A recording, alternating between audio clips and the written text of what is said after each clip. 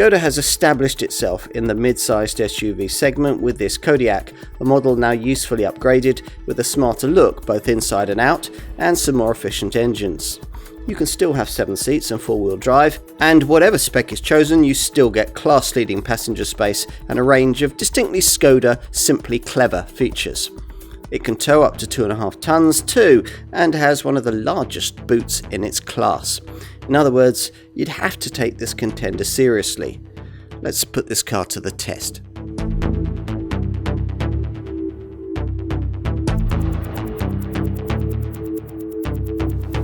The Skoda Kodiaq. It seems astonishing to think that prior to the original launch of this car in 2016, the Czech brand had never brought the European market a family-sized SUV. The Kodiaq was that car, and it proved to be a game changer for the brand. In 2021, it was fully updated, creating the model we're going to look at here. Today, it's one of 5 SUVs the brand offers, but it remains hugely significant for Skoda, with over 600,000 sales registered prior to the launch of this facelifted model, and production plants in China, India and Russia, as well as Skoda's domestic factory in Kvizny. That allows this car to sell in around 60 markets across the globe. Most Kodiaqs are sold in 7-seat form, in which guise this car faces up directly to almost identically engineered models from 2 other VW Group brands, the Seat Tarraco and the Volkswagen Tiguan Allspace. Potential customers might also be looking at cars like the Peugeot 5008 and the Nissan X-Trail. Plenty of competition then, hence the need for this mid-term update, which brought us a slightly sharper look, a smarter customer interior, improved safety and connectivity, and more efficient engines. Everything, in other words, you'd expect from a facelift. But will it all be enough to keep this Kodiaq competitive in its tightly fought market? You'll need the industry's most comprehensive review, the Car and Driving road test, to find out.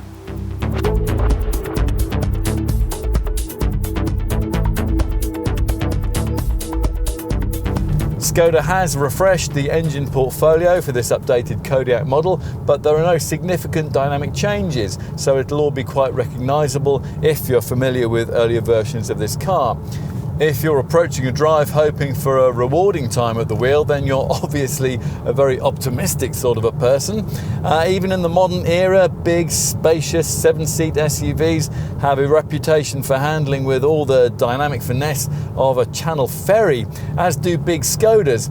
It's pleasantly surprising then to find that the Kodiaq is actually quite an agile thing by class standards. It's relatively lightweight, and its rigid chassis delivers decent body control through the turns. Even more noticeable is the way that the 4-link rear suspension provides a firmish quality of ride that's a world away from the soft, floaty springing you get in the Czech brand's similarly priced superb estate.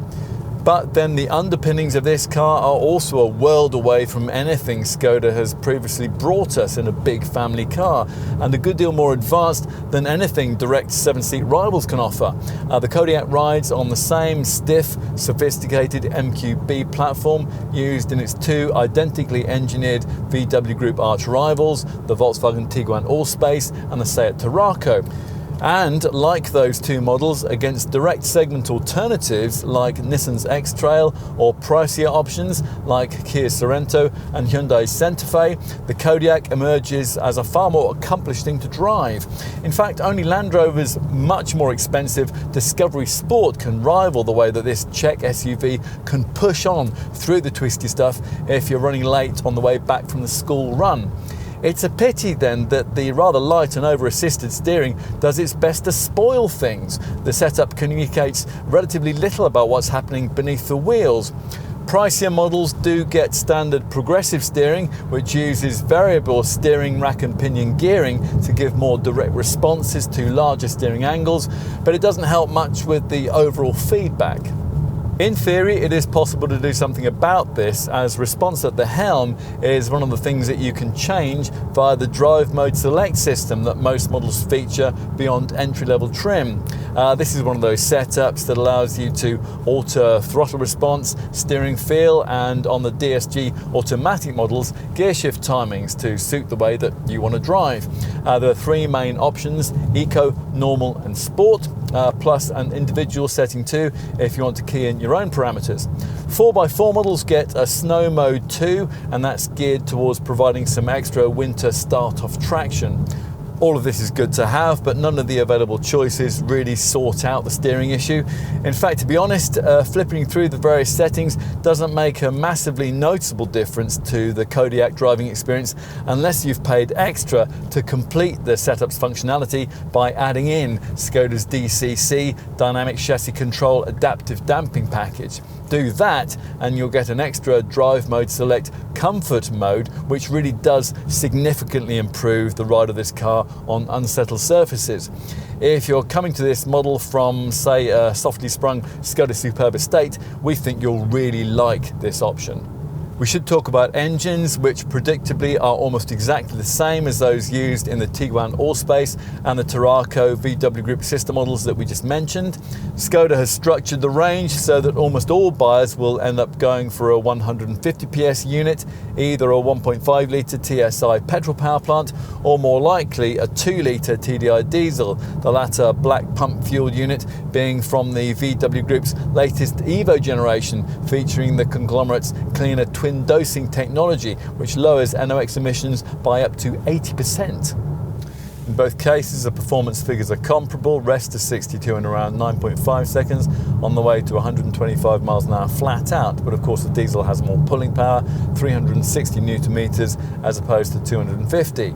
You'd think this would make a difference if you're planning on doing a bit of towing with this car, and sure enough, it's to the DSG 4x4 version of the 2 litre TDI 150 PS model you'll need to turn if you want the highest brake towing capacity in the range, some 2,300 kilos.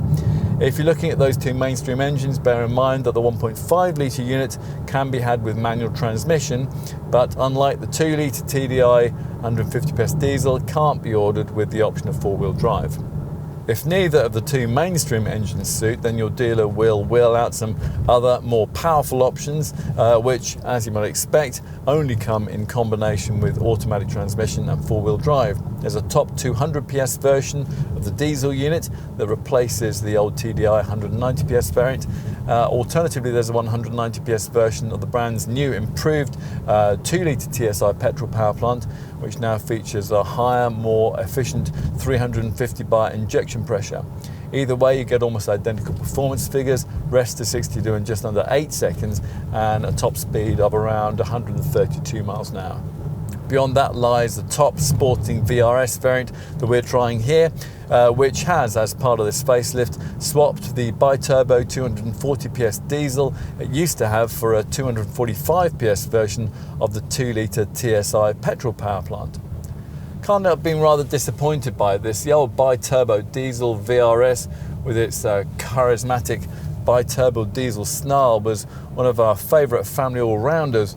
The TSI engine is on paper a bit faster. The rest of 62 Sprint takes just 6.6 seconds, half a second faster than the old diesel, but it lacks the black pump unit's addictive mid-range pulling power. At least VRS customers still get standard DCC adaptive damping, and you can replicate the old diesel variant snarl by adding the Sport engine sound option in the drive mode select system. Buyers in this class don't want fully fledged off-road capability, so Skoda hasn't delivered it on any variant in the range. The Kodiaq's car-like monocoque chassis doesn't offer much in the way of axle articulation, plus there's obviously no low-range gearbox and no way of manually locking the differential for the really sticky stuff. On top of that, the ground clearance on mainstream models is a decidedly modest 187mm, which won't help you when you're wading through flash floods on the rural school run. The optional 4x4 system on offer is the usual Volkswagen Group on-demand setup that cuts in when lack of traction demands it, but it can't be locked into all-wheel drive. Go for that and you'll get a package of extra electronic driving aids, including the additional drive mode select system Snow Mode we mentioned earlier. More significantly, you also get this off-road button by the gear stick, which focuses all the car's electronic systems for off-piste use and introduces hill descent control to ease you down slippery slopes. It also brings up an off-road information screen into the centre dash monitor with 3 dials whose information you can tailor to what you want to see. Choose between altitude, compass, wheel angle, oil temperature or engine temperature.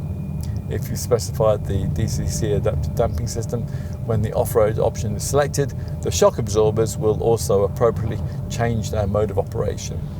In the very unlikely event that you're going to be copying the adventurous families who are featured in Skoda's advertising and taking to the rough stuff on regular weekend expeditions, you should really bear in mind that the approach angle, 15.7 degrees, and the departure angle, 19.1 degrees, are both decidedly un-SUV-like. But few customers seem to care, which is why the UK market's no longer offered the more rugged-looking Scout version of this model.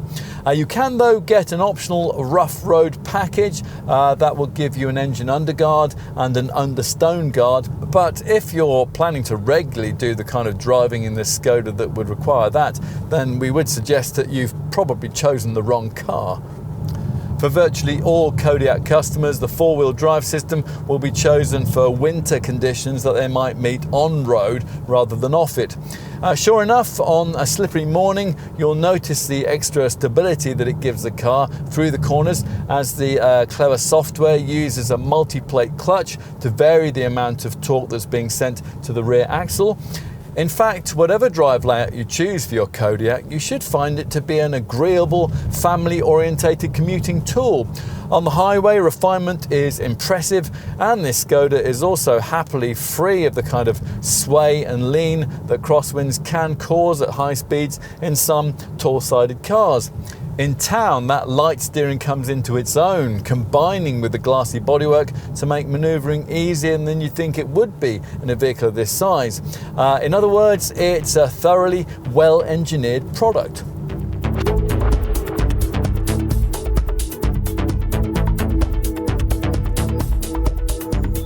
Skoda's sharp, clean-cut design language has translated very well into the kind of purposeful, premium look required of a modern full-sized SUV.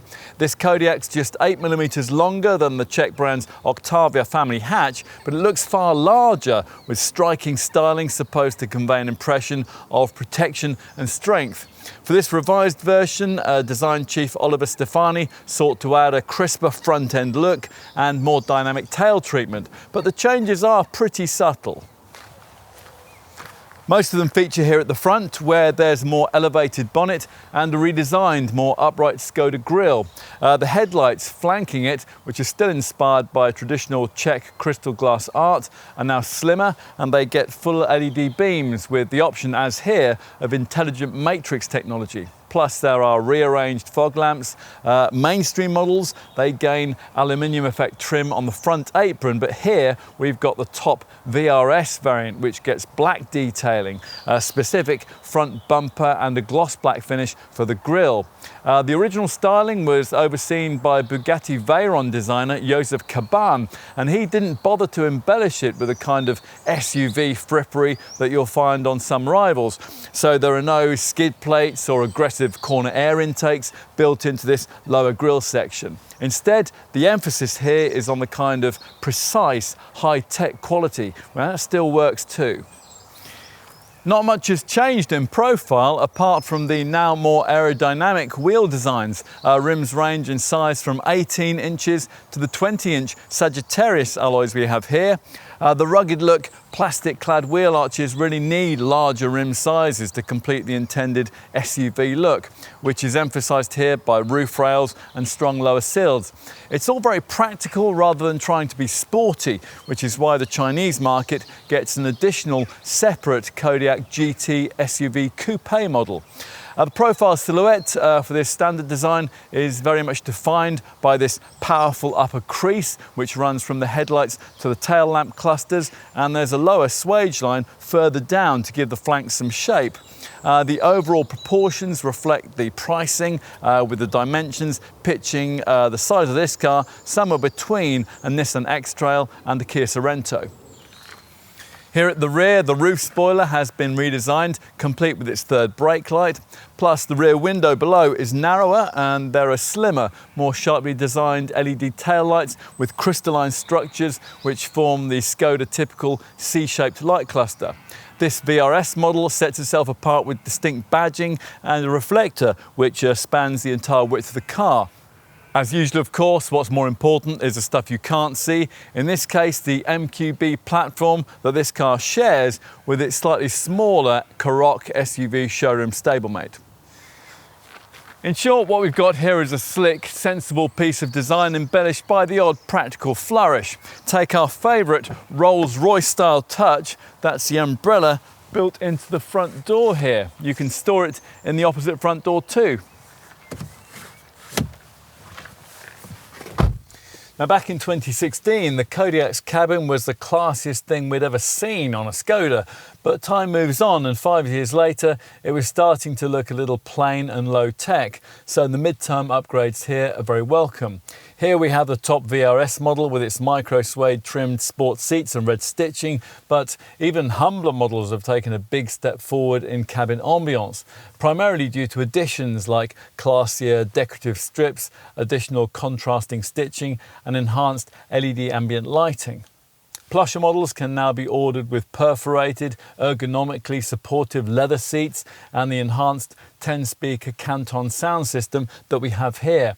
Plus, the steering wheel has now been redesigned. It's of the capacitive sort now, and that can register hand movement on the rim. It's fashioned in a style that apparently harks back to some of Skoda's more historic models, and it features smart, chromed, knurled scroll wheels.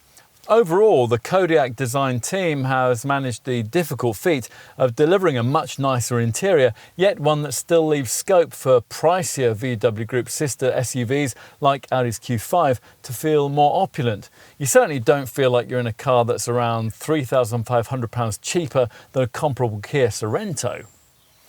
Particularly if you have a variant like this one fitted with the brand's latest improved cabin screen tech. It's not as in-your-face and sophisticated as it is in the brand's comparable, cheaper Octavia hatch, and that betrays the fact that this is essentially a much older design. Indeed, entry-level trim in a Kodiaq still gets you old-fashioned analog dials and an 8-inch Amundsen center dash no bigger than the screen size of the original model, although it does now incorporate an eSIM for always-on connectivity. Plus, it includes navigation, in-car Wi-Fi, and now wireless Apple CarPlay and Android Auto smartphone mirroring. Above base spec level, you can now make your Kodiaq's cabin considerably more up-to-date with the kind of layout that we have here, and that gets you a 10.25-inch virtual cockpit digital display for the instrument binnacle and a larger 9.2-inch Columbus infotainment monitor for the centre of the dash. We'll start with the binnacle screen, which is a bit smaller than the virtual cockpit display that you'll get in Audis, but it works in much the same way with layout arrows on buttons to the right of the steering wheel, which offer a standard choice of 4 main graphic layouts. Primarily, you'll probably use this standard one with 2 configurable virtual dials separated by a central display with selectable information. An alternative segmented layout works the same way, just without the dials. This silver roller switch on the right allows you to select what appears in the center of the infotainment screen: range, convenience consumers, speed, oil temperature or trip consumption. You can then tailor what appears in the center of the 2 outer dials, or with the alternative layout, the 2 outer segments, using the vehicle section of the infotainment monitor in the center of the dash. This gives a classic option where the virtual dials will show chosen gear ratio on the left and speed on the right, or you can select from a whole range of things to display in either dial. Consumption, distance covered, driving time, route guidance, range, destination info, compass, terrain height, audio settings or acceleration. Now, if you don't like either of the two standard layouts, then two further are available via the view buttons. One that allows you to prioritize a particular informational feature to show right across the instrument binnacle screen, and the other, a more minimalistic layout that just shows range and speed. Sportline and VRS models also get a fifth sport layout that prioritizes a single speedometer dial with selectable info either side. Lots of information then, but there may be yet more you need to know at the wheel of your Kodiaq. Anything that the instrument binnacle display can't tell you, and much that it can, will be covered off by this center dash touchscreen we mentioned earlier, which is particularly sophisticated in the top 9.2-inch Columbus form we have here. Now, thankfully, unlike the larger display you'll get on an Octavia, it doesn't have to control the ventilation functions through sub-menus, although it does have a very detailed air conditioning and air care screen section. This glass-fronted monitor is predictably great in terms of clarity and ease of use, although it would benefit from the addition of some physical shortcut buttons, a traditional volume knob, and a few more back buttons as you scroll through the various menus. The main home screen allows you to choose from key options like radio, media, navigation, drive assist, telephone and vehicle sections, plus that smart link setup via which you can activate the aforementioned wireless Apple CarPlay and Android Auto smartphone mirroring. This monitor reacts to close finger gestures before you actually touch it, and its built-in eSIM enables you to create a Wi-Fi hotspot. As you want, you can hold and drag display icons to move them around, or you can create a split screen, which will enable you to, for example, display a sat-nav map, Bluetooth, car info and phone settings all at the same time. There's also an online shop which will allow you to upgrade certain elements of the car's technology after you've bought it, and that's using an over-the-air update system which will allow Skoda to potentially improve the screen's functionality over time. This larger Columbus monitor also includes LoRa, Skoda's digital assistant voice control system. This reacts to voice commands like go to Milton Keynes, activating navigation, or I'm cold, which activates the air conditioning. Clever digital microphones are able to ensure clear voice recognition and also locate the person who's speaking, either the driver or the front passenger. So if the front passenger asks for the heated seat to be switched on, for example, the system will recognise the identity of the questioner and only activate the front passenger's heated seat. It's really neat. This LoRa system uses the same software and functionality as the Hello Volkswagen setup in the Mark 8 Golf, but for some reason we simply haven't found it to be as intuitive or responsive, and sometimes we just got tired of waiting for it to work or of needing to use exactly the right words to ensure precise functionality. Getting comfortably straightforward with lots of seat and wheel adjustment, making it easy to find the ideal position. We like the little touches too, like this lovely ratcheting centre armrest, or just below the so-called jumbo box, a versatile storage area between the seats, including a removable element featuring a tray on one side and coin and cup holders on the other. There are plenty of other storage areas around the front of the cabin too. Disappointment at the way that the size of the main glove box is compromised by all the media equipment it's expected to accommodate. That's quickly tempered when you realise that a second glove box is concealed behind this trim panel just above. There is also a small storage box by the driver's right knee, a windscreen clip for parking tickets, a side net in the passenger footwell, and decently sized fabric-lined door bins that are big enough to hold a 1 litre bottle. There's also this neat covered tray in front of the gear stick, which incorporates a couple of USB ports with a 12-volt socket and can optionally contain this wireless phone charging pad. It is irritating that the ISOFIX attachment for the front seat costs extra. Some models get drawers under the front seats, and usually there's an overhead sunglasses compartment, although here that's been sacrificed for the button panel needed for this optional panoramic sunroof. Enough of what it's like at the front of this Kodiaq. Let's check out the rear now, and that's accessed by these wide opening doors.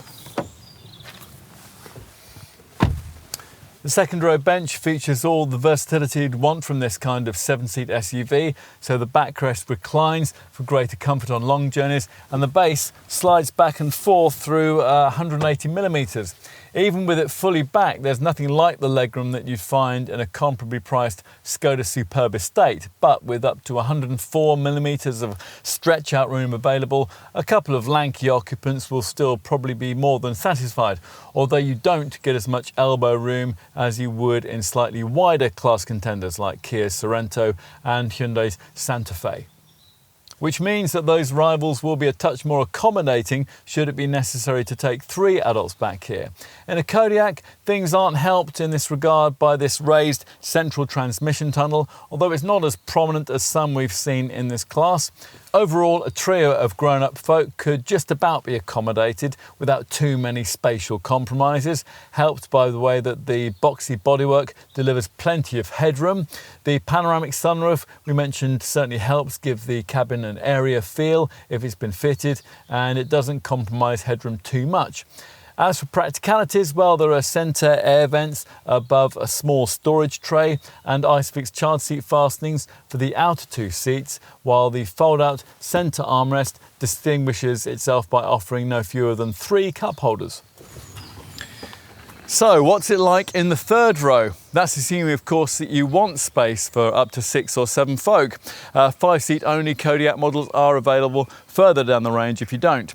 Gaining access to the very rear of the car requires you to pull up these latches on the second row seat shoulders. This ought to be a one-handed pull and push forward operation, but unfortunately these latches are so stiff that 2 hands are actually needed to get the job done. Once the seat has moved, there's just enough of a gap for kids or moderately athletic adults to jump into the very back. Well, back here you're quickly reminded that this is an SUV, not an MPV. If you're an adult, unless you've got extremely accommodating middle row passengers who've slid their seats right forward, you'll find your legroom pretty restricted. Nor has Skoda compensated by copying rivals who have designed third row seating which is slightly raised so that occupants can have a better view of the road ahead. The brand will point out that these pews are only really designed for kids, and we would agree with that. Before asking why, if that's the case, the designers still haven't fitted these chairs out with the ISOFIX child seat fastenings that parents will need. To be fair to Skoda, most rival brand models make the same mistake. Overall, though, the space back here isn't really any more restricted than it would be in any other mid-sized SUV of this kind, and uncomplaining adults joining you for short journeys will probably be quite glad of it. Small storage areas are provided either side. The left-hand one features a cup holder, and the right-hand one here includes a 12-volt socket. And from back here, we like the way that the audio system amplifies your voice so that the driver doesn't have to bellow at kids in the very back. So let's finish by heading back to the tailgate, pausing on the way to notice another of Skoda's trumpeted so-called Simply Clever touches, this ice scraper that's built into the fuel filler cap. At the back, the hatch can be specified to raise electrically, and as a further option, you can pay extra for a virtual pedal feature, and that will allow you to raise it with a wave of your foot beneath the bumper, something that will come in very useful if, key in pocket, you're approaching the car laden down with bags. With the tailgate raised, the huge apertures revealed, complete with a usefully low loading sill. Even better news if you've gone for a 7-seat variant like this one and you have all 3 rows upright is that there's still space behind the rearmost seat backs for more than a couple of plastic shopping bags. 270 litres of capacity to be exact, and that's about the same as you get in the boot of a Super Mini. To give some class perspective here, with 7 seats in place, a rival Land Rover Discovery Sport that offers just 115 litres of cargo space. Most of the time, owners of 7-seat Kodiaq models are probably going to be using their cars with these rearmost seats folded into the floor. That's an action that's easy and simple to complete. In which case there's 560 litres of space on offer with the middle row positioned as far back as it'll go, like this. You'll increase that to 765 litres if you push the bench forward. For reference, 5-seat models offer a 720 litre boot. Whatever variant you go for, you'll find that Skoda provides an adjustable height boot floor, but its functionality is severely compromised if, as we would advise, you specify the space-saver spare wheel that we have here. We do, though, like the way that even with that in place, you can position the boot floor board vertically to stop loose items from sliding forward when only 2 seating rows are in use. A stretchy net can be clipped into place to also help in that regard. Other useful cargo area features include the way that you can store the tonneau cover beneath the boot floor. Yes, even with a spare wheel fitted, thankfully standard. There are also fold-out hooks on either sidewall and a fixed one either side too, plus a 12-volt socket on the right. If you need to accommodate longer items, the 40-20-40 split folding functionality of the second row seat backs will be welcome. That allows you to push through longer items like skis without disturbing a couple of rear-seated passengers. Not so good is the fact that an important practical feature which you would expect to find in a model of this class is missing here: the cargo sidewall catches, which would enable you to flatten that middle seating row without leaving the rear of the car. Skoda has rather meanly decided to make those optional, and we haven't even got them here on this top model. Which means that you have to go round to the side of the car and you have to pull on these straps if you want to push down the second row seat backs. Do that and the class-leadingly large 2005 litre space is revealed, or 2065 litres in a 5-seat only model.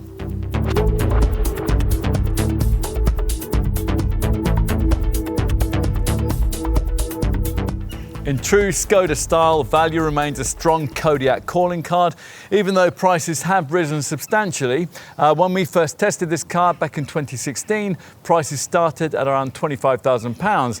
Now the overwhelming majority of buyers will spend between £33,000 and £36,000 on a variant with 150 PS, either a 1.5 litre TSI petrol engine or a 2 litre TDI diesel. Petrol power is obviously cheaper, but most will want to find the extra £2,900 to get that diesel unit. The 1.5 litre TSI variant is the only model in the range that can be had with manual transmission. It'll save you £1,500 over the auto, but either way you can only have front wheel drive. The now auto only 2 litre TDI can be had with 4-wheel drive for an extra £2,000. There are 5 trim levels: SE Drive, Sel Executive, Sportline, Laurent and Clément, and this top VRS variant. Only base SE Drive offers the option of doing without a third seating row at a saving of just over £1,000. Otherwise, your Kodiaq has to be a 7-seater. The more powerful engines further up the range, they're only offered with 4-wheel drive, and they require a serious spend. Think around £43,000 upwards for either the 2 litre TDI 200 PS diesel or the 2 litre TSI 190 PS petrol.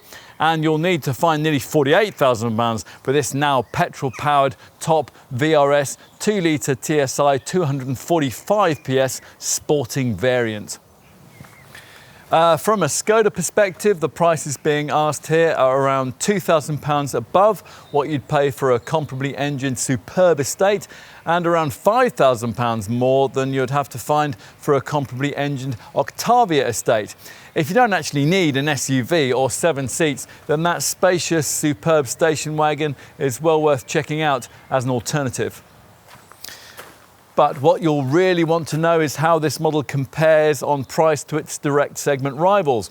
Now, the obvious place to start is with this Kodiaq model's identically engineered VW Group rivals, the Seat Tarraco and the Volkswagen Tiguan Allspace. Well, the Tarraco might save you a few hundred, while an equivalent Tiguan Allspace, that could cost you a couple of thousand more.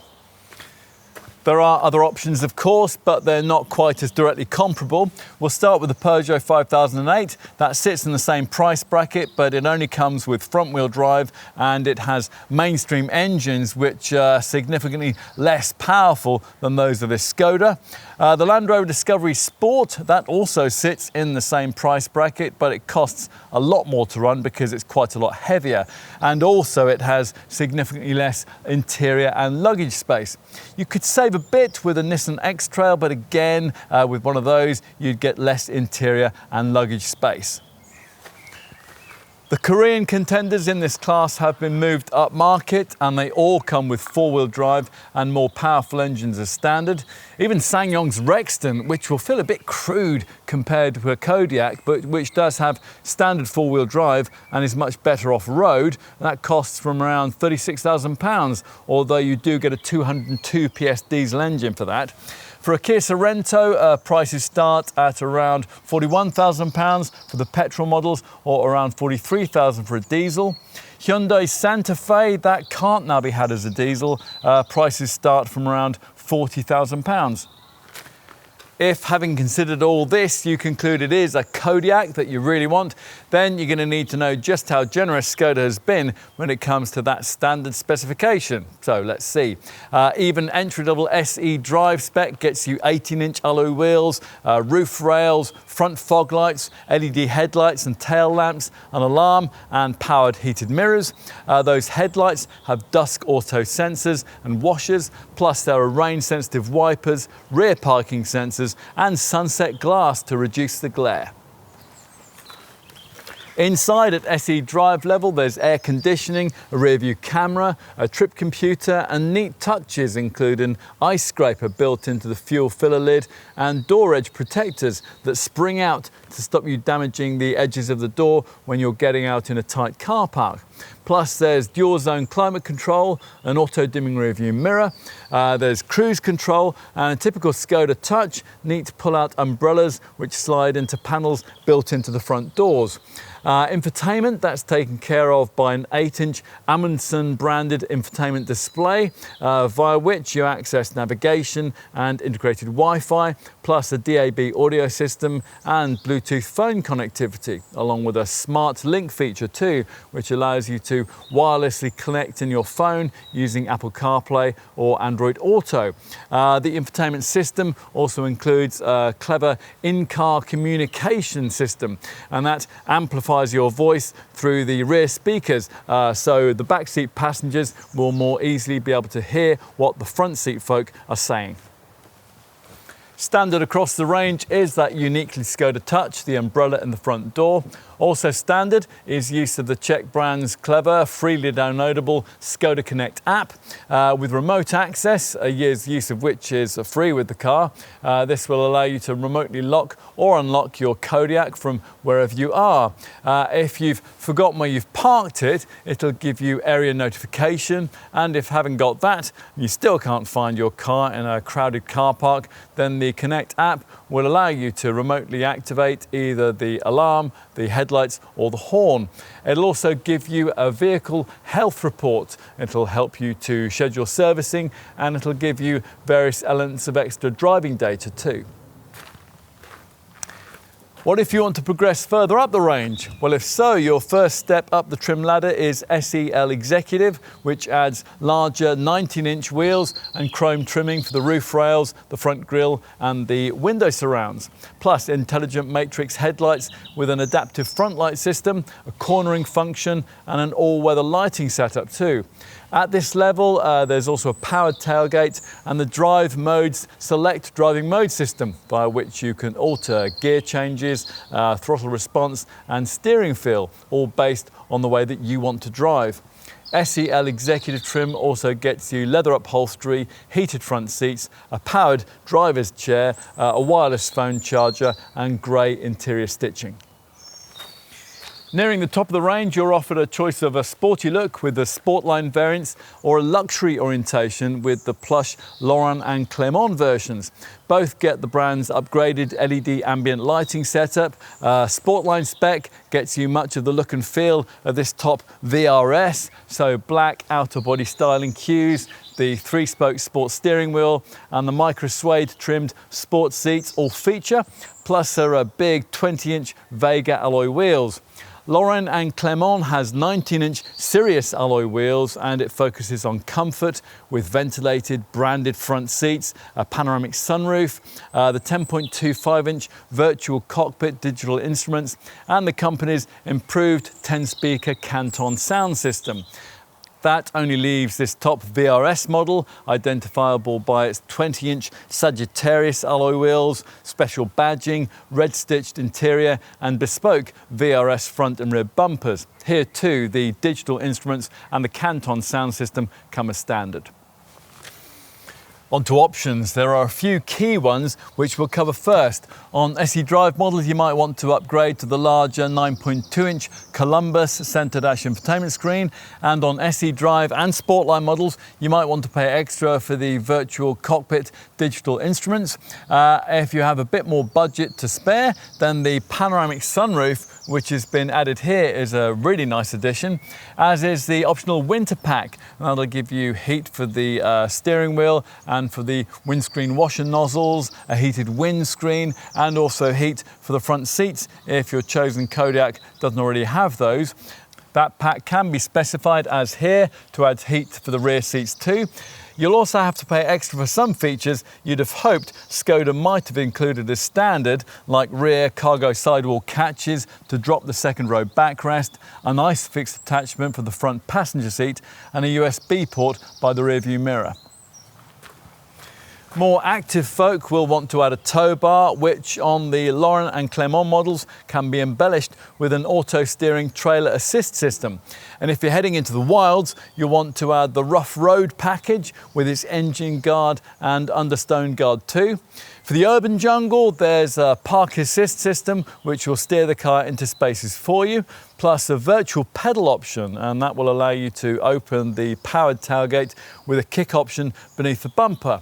For the open road, you can add in adaptive cruise control. If you have kids, then we would recommend you look at the optional family pack. That includes rear side window blinds, door edge protectors and a bin in the door panel. The latter also is available separately, as are the rear window blinds, which also feature in the sleep pack. Now that additionally gives you acoustic glass, tinted rear windows, special rear seat headrests and textile floor mats with lounge steps. What else? Well, leather upholstery that many Sportline and VRS customers will want costs extra, as does powered front seat adjustment on all models bar the Laurent and Clermont versions. With Sel Executive and Laurent and Clermont models, the front seats can be ventilated with a massage function too. The two base trim levels allow you to order the upgraded LED interior light pack with Skoda puddle light projection that the rest of the range now has. With these two base models, you can add front seat back tables too. For the cabin, you can order textile floor mats and tablet holders for the rear of the front seats, or in the same position, smart holders that can take hooks, adapters or hangers. You might also want to add a dash cam or a thermoelectric cooling box, which can keep food or drinks hot or cold and which mounts in the middle of the rear seat. Pet owners may want the rear seat protection cover and the dog safety belt. For the boot, there's a partition net and a netting system. An optional protection pack will give you a reversible boot floor liner, mud flaps and textile fabric floor mats. The latter two items are also available separately. Bear in mind before you spend too much on any of that you'll probably be spending extra on your choice of paint colour. The only standard ones are solid energy blue and meteor grey. Otherwise it'll be extra for one of the metallic or pearl effect shades. We have metallic velvet red here. On base models, there are various optional 18-inch wheel designs, and talking of wheels, you will of course want the Space Saver spare that we have fitted here, even though it does get in the way of the adjustable height boot floor. Side running boards are available, as of course are the roof cross rails, which will allow you to fit a roof box or racks for snowboards, skis or kayaks. Onto safety. No really sophisticated new model these days comes without some sort of autonomous braking system, and sure enough, every Kodiaq variant features the Volkswagen Group's effective front assist setup. Now this scans the road ahead as you drive for potential collision hazards, and it incorporates a city emergency brake feature, and that deals with the specific requirements of urban motoring of up to 21 miles an hour. If the radar detects something you might be likely to hit, then you'll be warned. If you don't respond, or perhaps you aren't able to, the brakes will automatically be activated to decrease the severity of any resulting accident. The system also includes a Pedestrian Monitor, which specifically searches for pedestrians who might be about to step out in front of you.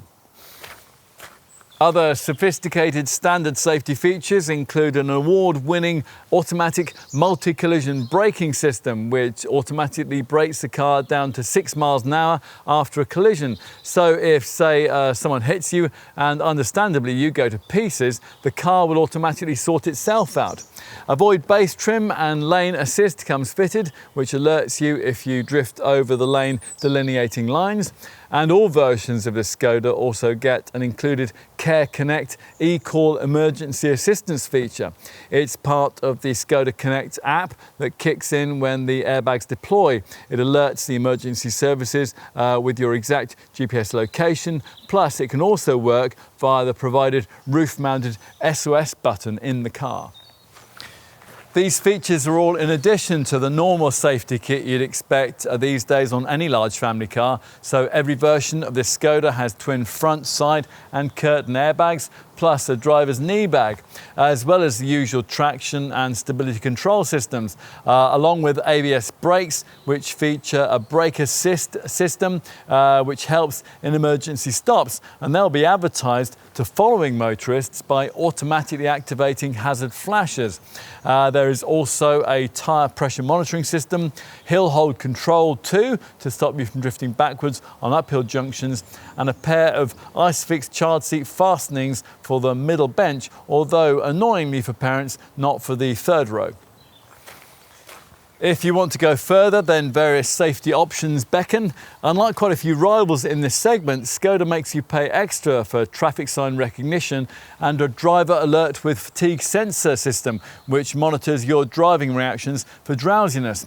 Rear side airbags are optional too, and they come packaged up with Skoda's Crew Protection Assist system.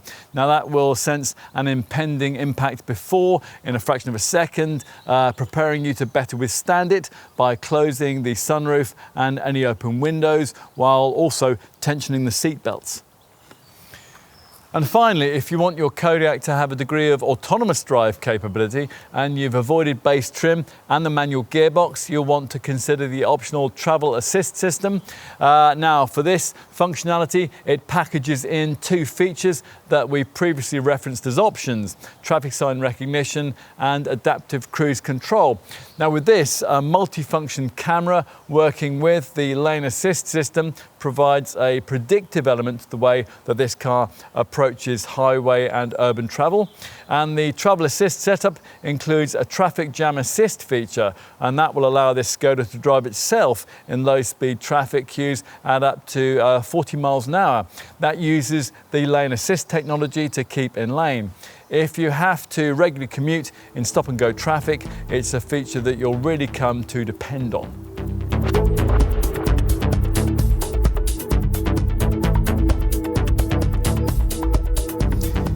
We've commented elsewhere in this film that the features updated on this car are pretty much the ones you'd expect to see improved as part of a mid-term model facelift. What we'd expected here that we didn't see though is a switch to electrified engine technology. The mild hybrid and the plug-in hybrid powertrains that Skoda offers on its Octavia family hatch are conspicuous by their absence here. The latter particularly so, as at the time of this test, Seat was offering continental markets a PHEV version of its identically engineered rival Tarraco model. Without these additions, the engine lineup here seems pretty similar to the original model, which actually isn't quite true because the units on offer are actually from the VW Group's much newer Evo generation. Now, the main changes concern the pair of 2-litre TDI diesels, which are of the conglomerate's latest cleaner twin dosing kind, and as a result emit up to 80% less NOx nitrogen oxides. As a result, the 150 PS variant most will want manages up to 141 grams per kilometre of CO2 in front-driven form and up to 52.3 mpg on the combined cycle. Now that isn't bad at all for a big family 7-seat SUV. To give you a bit of class perspective, a rival front-driven Land Rover Discovery Sport D165 can only manage 168 grams per kilometre and 44 miles per gallon. Having said that though, the base front-driven Kodiaq diesel's efficiency showing, it still leaves you rated up at 33% for benefit-in-kind taxation, which is where provision of a PHEV version would have been useful, of course. Plus, this showing is a fair chunk behind what exactly the same engine and DSG Auto gearbox combo achieves in an equivalent Octavia hatch, 119 grams per kilometre and 61.4 mpg. Such is the penalty for choosing an SUV. With four-wheel drive on a 2-litre TDI 150 PS Kodiaq, the figures are bests of 155 grams per kilometre and 47.9 mpg, and with the top 2-litre TSI 200 PS 4x4 model, you're looking at bests of 42.2 mpg and 175 grams per kilometre. All very class competitive thanks to the 2-litre TDI engine's advanced SCR exhaust gas treatment system, which specifically injects the usual AdBlue diesel additive in front of the setup's two catalytic converters to create the efficient twin dosing arrangement that we mentioned earlier on. For most Kodiaq customers, the main alternative to diesel power in this car will be the 1.5-litre TSI petrol unit, the only one that can be ordered with manual transmission. As before, this power plant features cylinder deactivation, which can cut out two of the engine's 4 cylinders at low to medium throttle speeds. As a result, it's pretty clean and frugal. It manages bests of 155 grams per kilometre and 47.9 mpg in manual form, or 158 grams per kilometre and 40.4 as a DSG Auto. Skoda also still offers the 190 PS version of its 2-litre TSI petrol unit for the few that will want that. With that one, you're looking at bests of 168 grams per kilometre and 34.5 miles per gallon. Here, as we've mentioned throughout this film, we've been trying the top VRS model, which has swapped out the 2-litre bi-TDI diesel that it used to have for a 245 PS version of the 2-litre TSI engine as part of this update. You might think that'd make this top sporting variant a lot thirstier, but actually its quoted 32.5 mpg combined cycle fuel showing is quite close to the old diesel model's 35.3 figure. Partly this has been made possible because Skoda has introduced a range of efficiency measures for both versions of that 2-litre TSI power plant, headlined by the increase of injection pressure up to 350 bar. That also helps CO2 emissions, and they're rated at up to 198 grams per kilometre. Will all those quoted figures be really achievable in real-world motoring? Well, in the wake of the Volkswagen Group's Dieselgate fiasco, that's a fair enough question to ask. The answer depends on how many of the driver-orientated efficiency tools you're prepared to use on a regular basis. In cars fitted with drive mode selection driving modes, there's an eco setting, and that softens off the throttle response, and on the DSG automatic models, it gets the gearbox to change up earlier to optimize economy. This setting also saves fuel by only sending energy to the air conditioning and to the power steering when it's actually needed. You can monitor air conditioning system energy usage via a selectable convenience consumers readout on the central dash infotainment monitor. What else? Well, the relatively low curb weight certainly helps. After all, an entry-level diesel Kodiaq tips the scales at only 1,778 kilos in 7-seat form. Compare that to the unladen weight of a comparable base diesel Land Rover Discovery Sport D165, 1,925 kilos. And we should point out that a fully equipped 4x4 diesel version of this Skoda does edge up towards the 2-ton mark, but overall this remains easily the lightest car in its segment. Not great for durability in the Serengeti, but ideal for suburbia. Whatever power plant you choose, as you'd expect in this day and age, all models get a start-stop system that cuts the engine when you don't need it, when you're stuck in traffic or waiting at the lights. And the DSG automatic transmission is equipped with a coasting function, which at cruising speeds will disconnect the gearbox, leaving the engine to idle until you next need it. Earlier we mentioned the urea-based AdBlue solution that's used by the diesel variants. That's stored in a 12-litre tank mounted in the rear beneath the boot. This will need topping up as part of regular servicing, and you can monitor its status via the dashboard display. Talking of servicing, the recommended intervals for all engines are based around a 20,000 mile 2-year regime.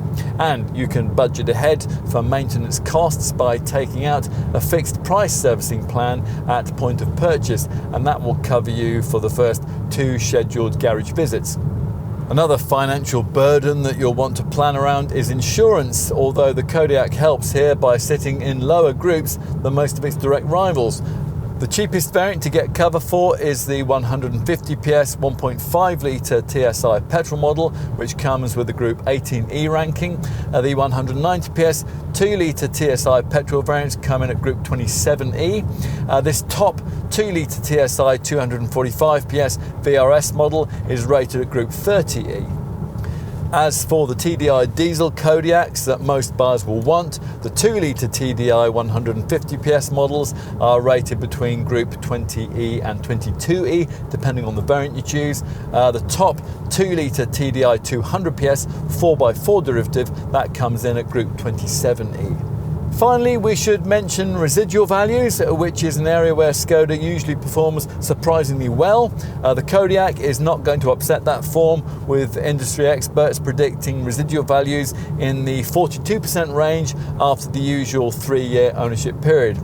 The base diesel 4x4 variants do best on residuals. And finally, while it's certainly true that other rivals better the 3-year, 60,000 mile warranty that Skoda provides, you can extend your cover to 4 or 5 years by paying extra. Not that you really need to, actually. The brand regularly tops independent consumer satisfaction surveys, so according to real people, there are a few more satisfying cars to own.